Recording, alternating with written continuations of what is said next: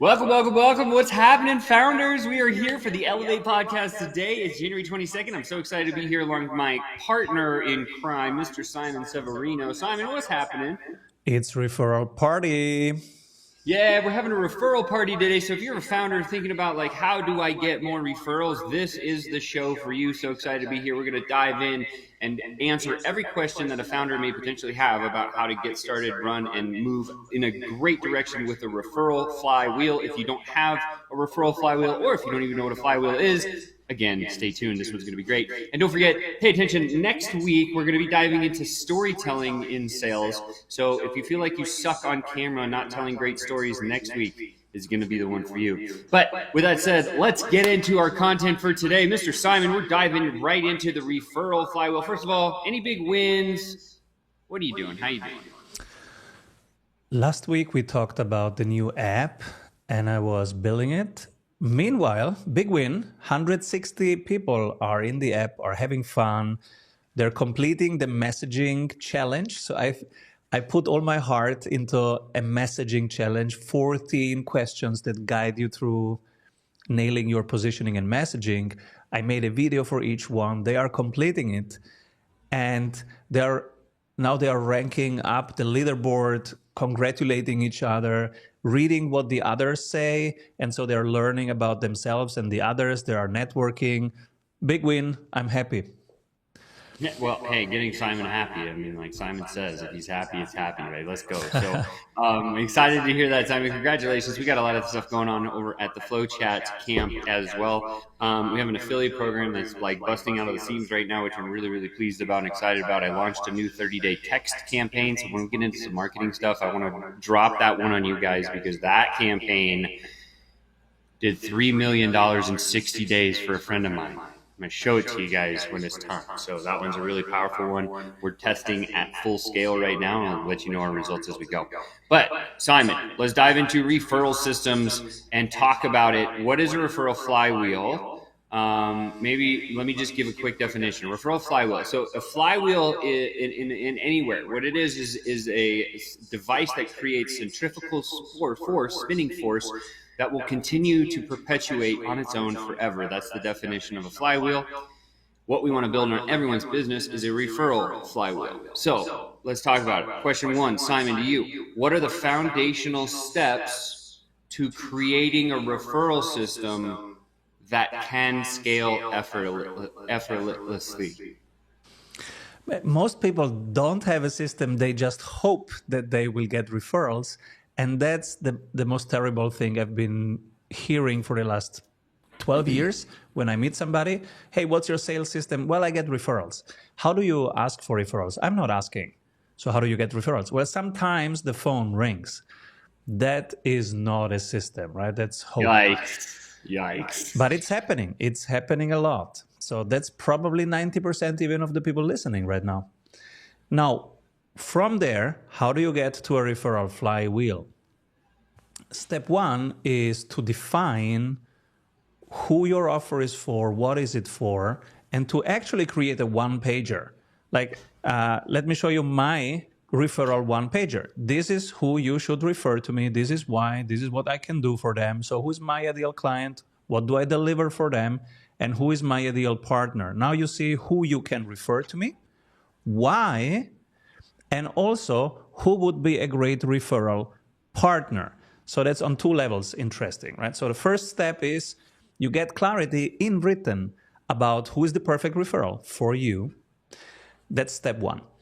Step two, and I like to have it in written, right? Because it's easy for partners. You can send it, you can share it. Everybody knows now what the perfect referral is. So that's step one. Step two, now you start asking your own clients for referrals. When should you start? And maybe we talk about the tactical things later, but quickly, when should you start? When should you ask for a referral? Not at the end of working together, at the beginning of them having breakthrough, at the beginning. Why at the beginning? Even if it's day 5, because when you ask for the first time, you will not get the referral. You will get it the second time, the third time, the fourth time. That's why you ask early at the first breakthrough, What is a breakthrough? They Slack you, they message you, they DM you, dude, I just cut my cost by 40%. Dude, I just doubled my revenue with your templates.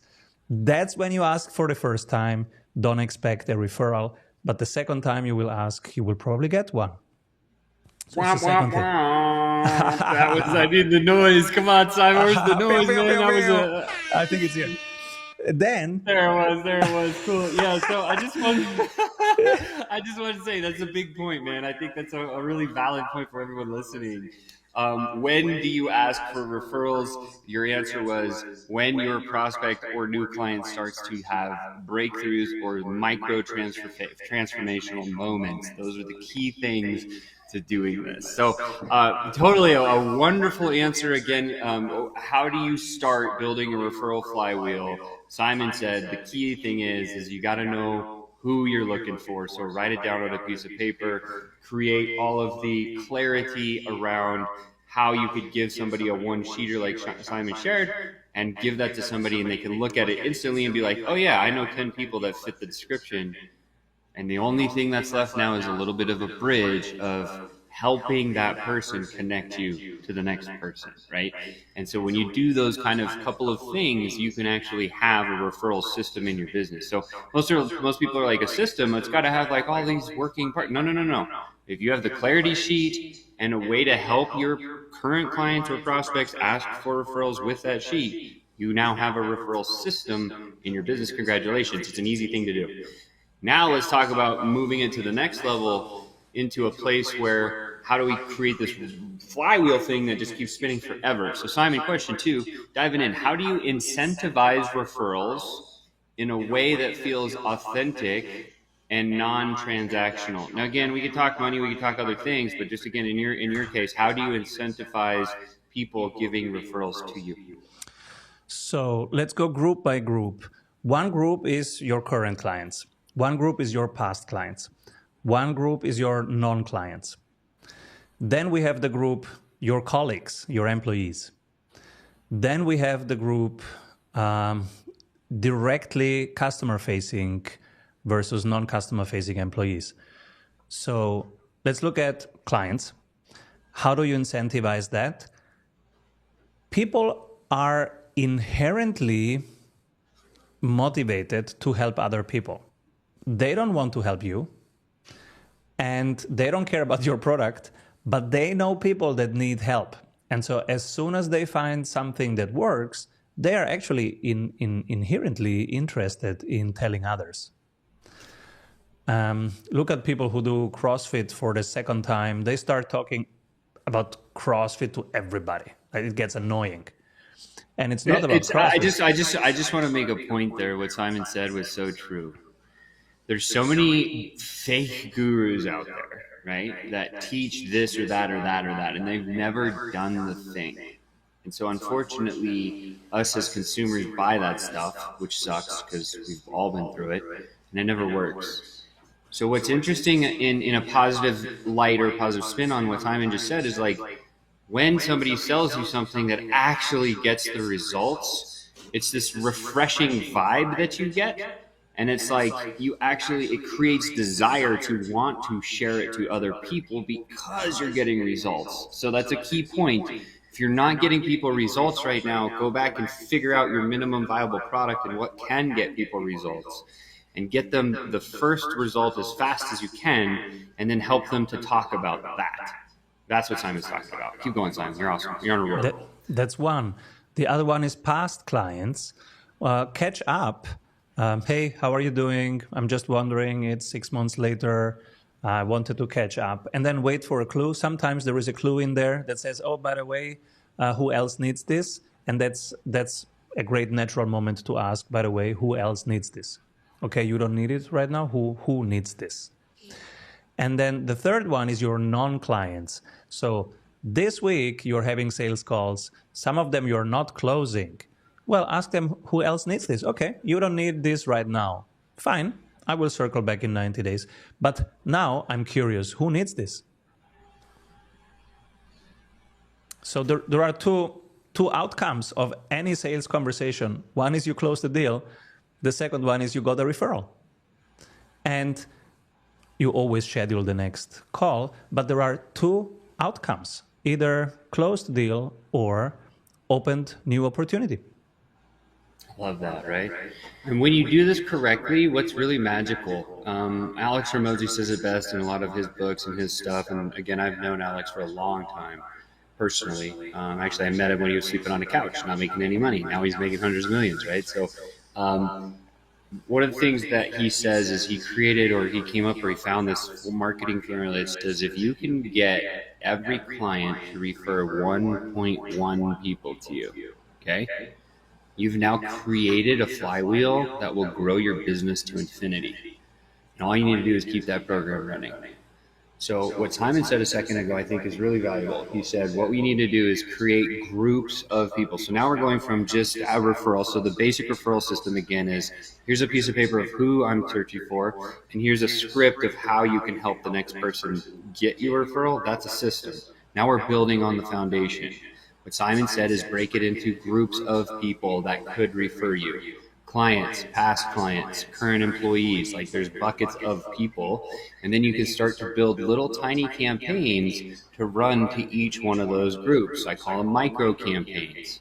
And if you're having somebody in your team, preferably on your sales side, focused on all the little micro referral campaigns, that becomes a task in itself to get that magic golden number of how do I get 1.1 referrals per client. That is the golden ticket. That's the Willy Wonka number. Come on, Simon. You know Willy Wonka. That's what I'm talking about. So again, micro campaigns to the right groups of people, and then start doing it yourself and put somebody into the system, because it's, again, as the founder, your job is not to be in the business. Rather, it's to be sitting in the owner's box, watching the business run and strategically being guided or guiding that thing down the path that you want to do. So this is kind of the way to do it. So great answers there. Let's move on to question 3. Here we go. Simon, what are the most common reasons referral programs fail? And if I was building one, how do I avoid those? Okay, let's step it up to referral programs, because so far there was an individual doing the act of generating referrals. Now let's step it up to a program, because this is where the flywheel starts. Many listeners are professional services, marketing agencies, consulting agencies, IT shops, design shops. What's the best way to scale a design shop, marketing shop? Most agencies don't know, actually. They think it's not scalable. There is a scaling mechanism, and it's the referral flywheel. How do you do that? 2 groups of people that you incentivize. So in our case, every Friday we come together. Everybody has one swim lane, one thing they are end-to-end responsible for. Right now, I'm responsible for the app. Every Friday, I have to report to my team how many sprinters are in there. So this week, Friday, I will report 160. Next week, I will report above 200, hopefully, right? That's the plan. So and I just want to interrupt you for like 30 seconds and just say this, Simon. As other founders are listening to what Simon just said, Simon has designed and built his business in a way where he can give himself space to focus on one thing. Most founders are wearing too many hats. So this is another problem that we do have to combat and go through and figure out how do we do this, right? So maybe that'll be another episode's content. But Simon, I just think it's really valuable because, look, you're doing millions and millions and millions of dollars, and you're the CEO and the visionary of this organization. But here you're telling everybody on this call right now, this pod, you're saying, I just focus on this thing every single week. Like, that's pretty awesome. So that's a great goal for founders too. Keep going, Simon. I just want to every Monday we come together, and everybody, including me, has to report about their main thing for that week. So even if maybe I have 3, 4, or 5 responsibilities, I have to say in front of the team, this is my priority number 1, and this is what I'm going to report on Friday. And everybody has the chance to say, Simon, that's not the most important thing. We need you to do da-da-da. Okay, forget YouTube. You should do this. You should hire that person. That new role, for example. And so it's a chance on Monday to actually make sure that everybody is on their most important thing. And then on Friday, we have to report. So how to create a referral flywheel? Internal positions, let's say a customer success person or even an assistant. can get incentivized by picking her number for the week as how many referrals have you asked for? Because why couldn't an assistant ask for referrals? Assistants know exactly what's going on. They know the clients, they know the email correspondence. Why shouldn't they ask? Or sometimes it's people in operations that think, well, I'm just building the thing.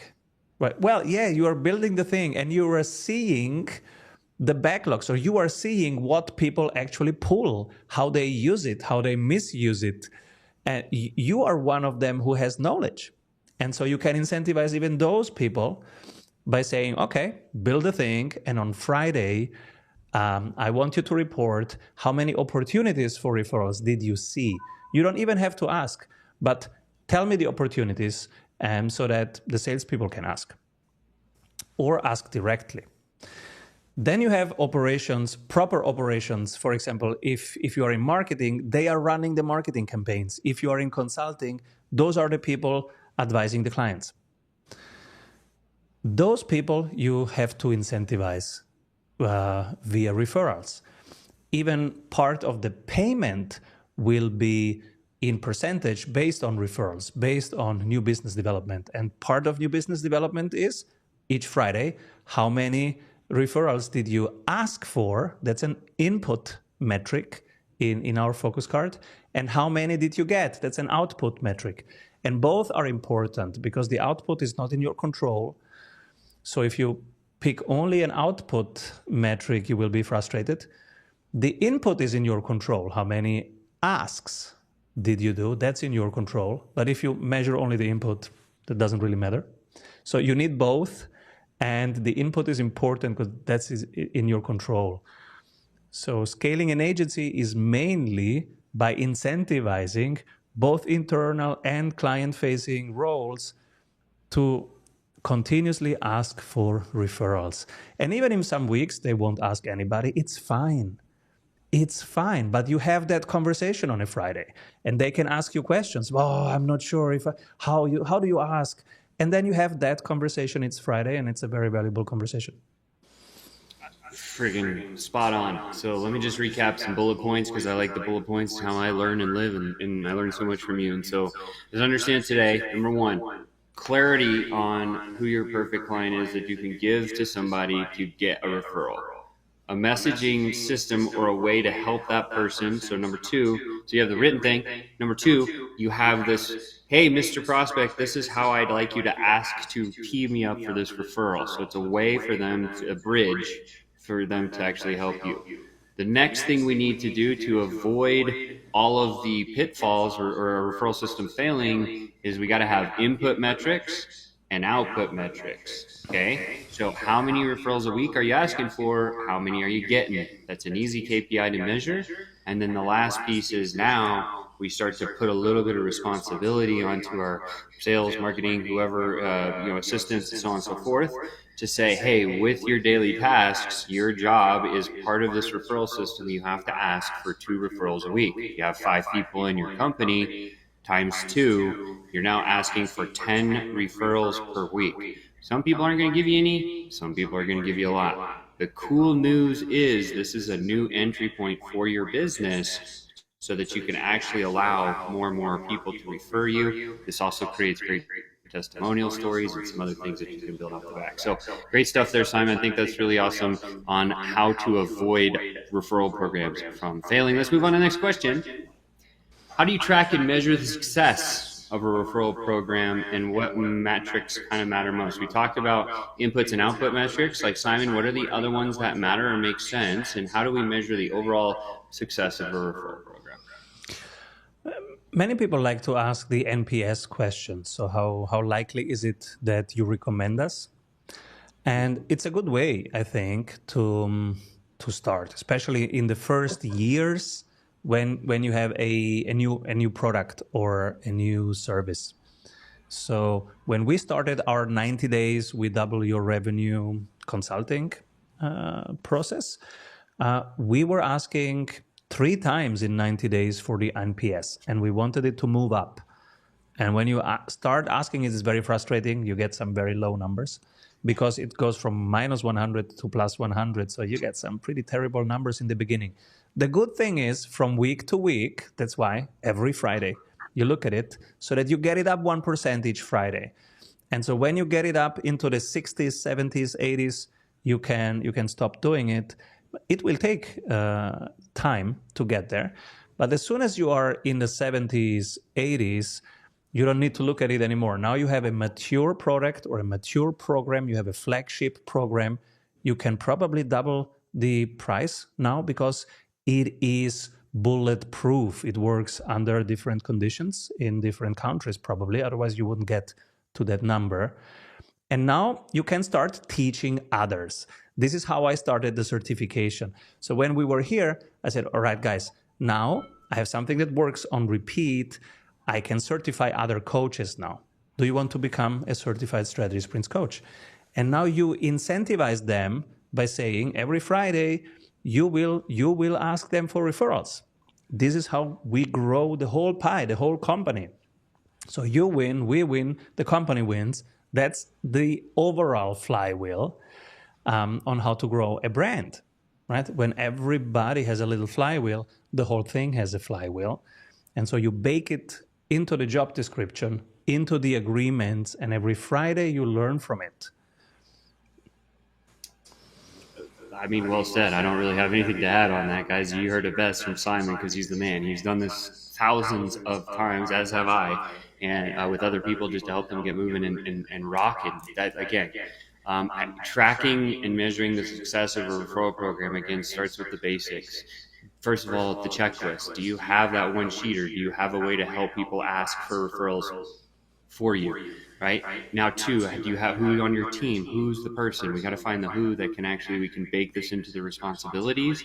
And then we start setting small KPI metrics. Hey, you got to ask 2 this week, 2 next week. Okay, the 2 you asked for this week, how many referrals actually bought? You start tracking those metrics, and all of a sudden, company-wide, everybody starts to rally around this thing, and everybody wins. So I think that's probably the most important metrics. Again, the superstar, the North Star, the guiding light, the shining principle, the one metric that should be mattering is how many referrals per client are you getting in your business. If you can get that magic number to equal 1.1, your business will grow indefinitely forever.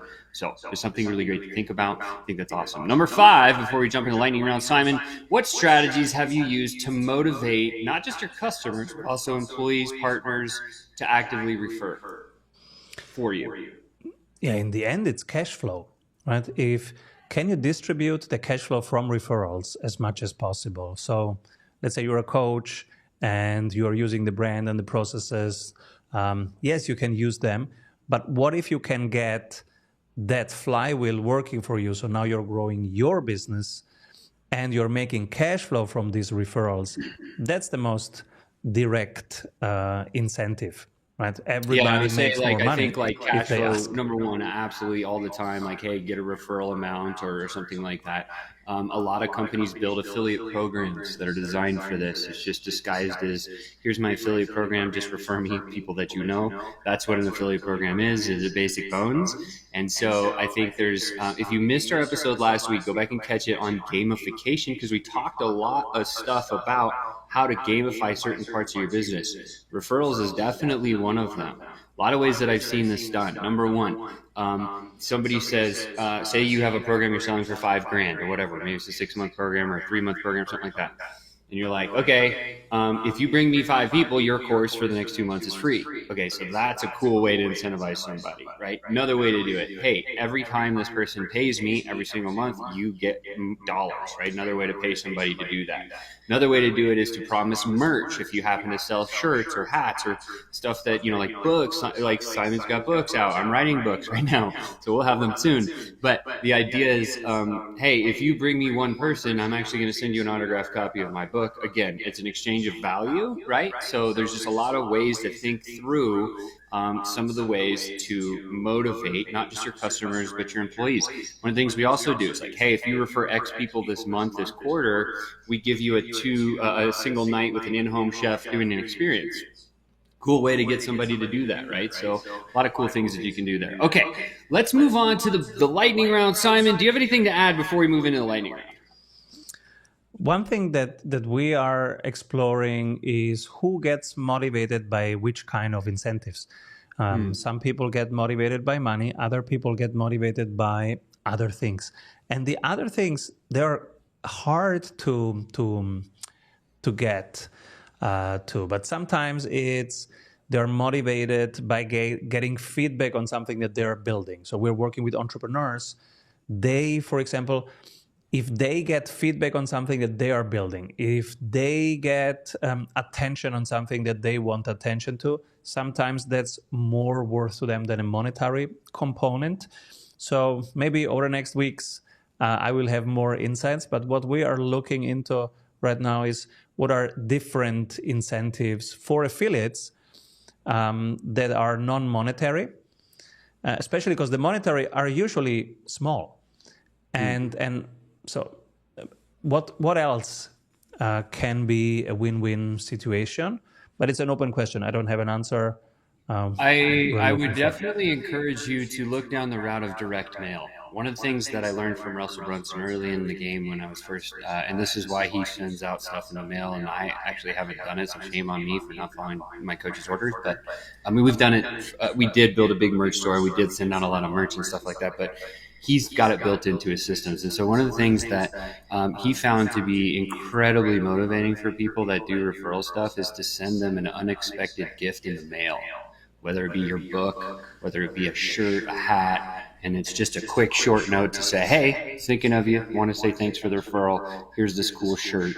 Hopefully this is the right size for you. If you can somehow collect their shirt size or get their hat size, like that's amazing. Because when somebody gets something in the mail, they always remember it.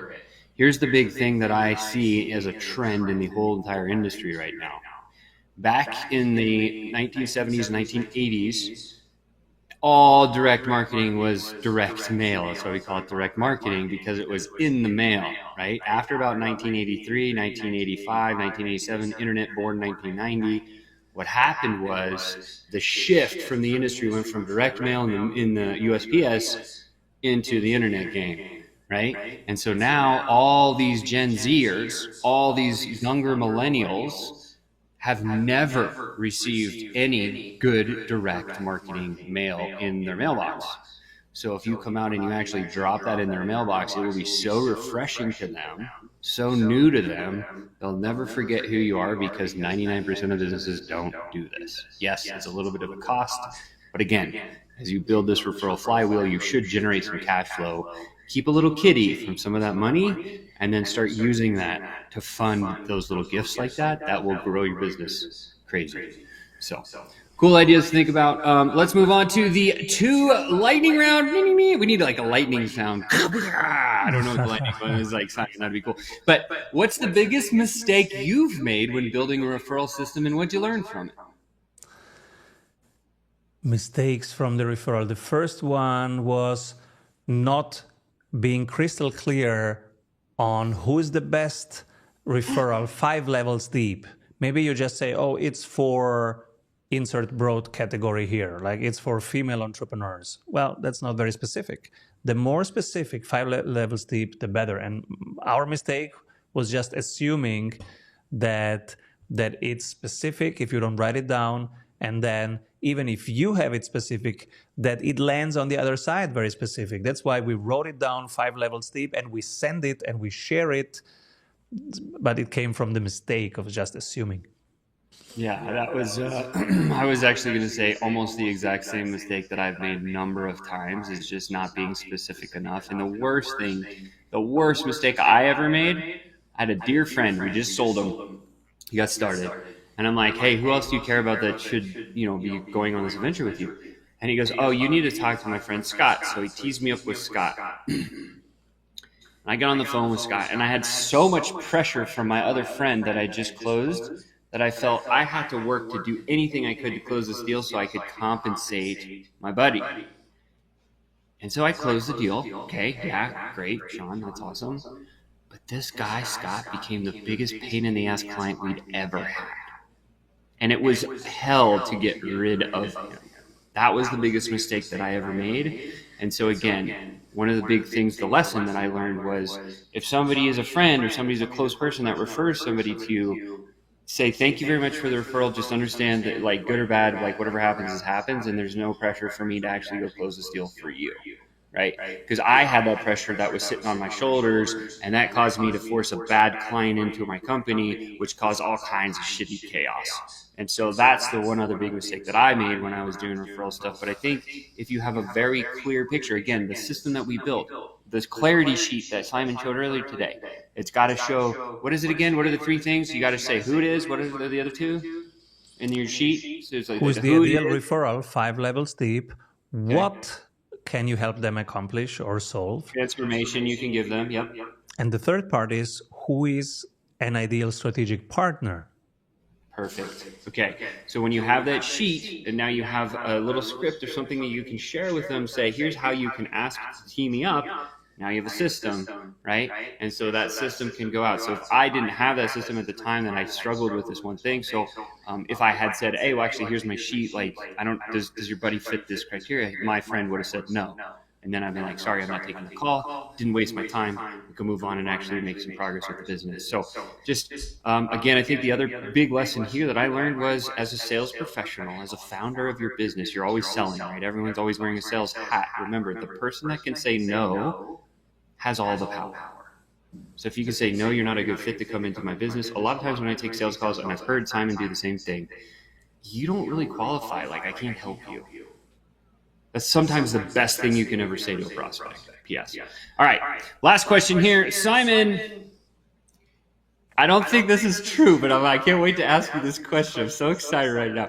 Have you ever struggled with convincing others to believe in your referral system's potential? And how did you handle the skepticism? All the time, of course. Every week, probably like 30 people don't believe it. And why should they, right? Don't believe anybody. Verify. Don't trust. Verify. It's the internet. There can be fraud anywhere. So don't trust. Verify. Everybody is skeptical. When I talk to them, especially if we don't have a relationship, right? If they just watched 3 YouTube videos and they jump on my calendar, why should they trust me? Yeah, it was just marketing so far. It wasn't real. And you know what's the craziest shit of all things, dude? People are running paid ads right now saying, trust me, buy my stuff, buy my stuff, buy my stuff. Creates the opposite in me, right? So I think the big lesson I learned there was basically from Frank Kern, right? So it's like, one of the things when and I changed this not too long ago, probably when I had dinner, I spent like a week with Frank. We were eating dinner one night. We started talking about like how he does his marketing. I think it's really unique. He's one of the greats. I've studied all the greats, and so for Frank, I think one of his key concepts is he never designed really any of his own marketing. He took what other people were using that were working and he just made it his own, right? So like that's a great lesson to learn from him. But then the second thing that he said that was even more important to me, and he had a plate. So imagine, this is my little disc mini. So imagine this is my plate of food, and on my plate of food right here, I happen to have a little bit of lettuce. And then he had 2 pieces of pizza on the other side. And he goes, here's the deal. These slices of pizza, they take up like 80% of this thing, are your potential greatest clients. This little lettuce over here is the people that would actually buy from that paid ad. And he said, so what I did is I was looking at this. He said, I looked at the numbers of how long it takes from initial breakout or initial touch point with a prospect until they buy something from me, on average, across years. And he said the number was, I think he said it was like 48 days. So he said, immediately that shifted my perspective on how I was marketing. Because what he said was, all my marketing was, hey, buy my stuff now. And he was just capturing that 3% of the high D market that you would get if you do that stuff, which is cool, it works. And so Frank said, look, I changed my marketing to focus on building a relationship and that person actually going to buy from me in 30 to 60 days.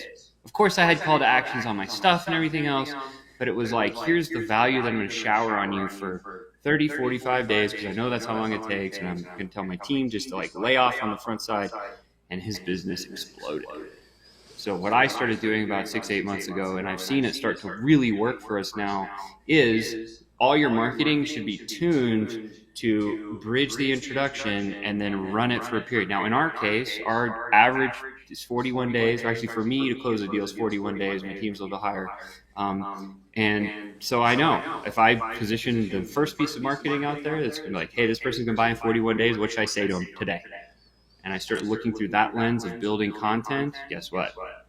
Gets interesting. I love this.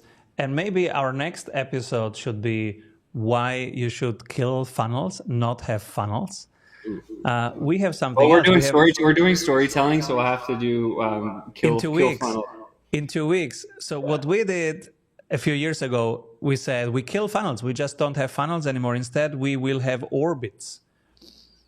So an orbit around a planet is based on mass, right? The more mass the planet has, the more it attracts other planets.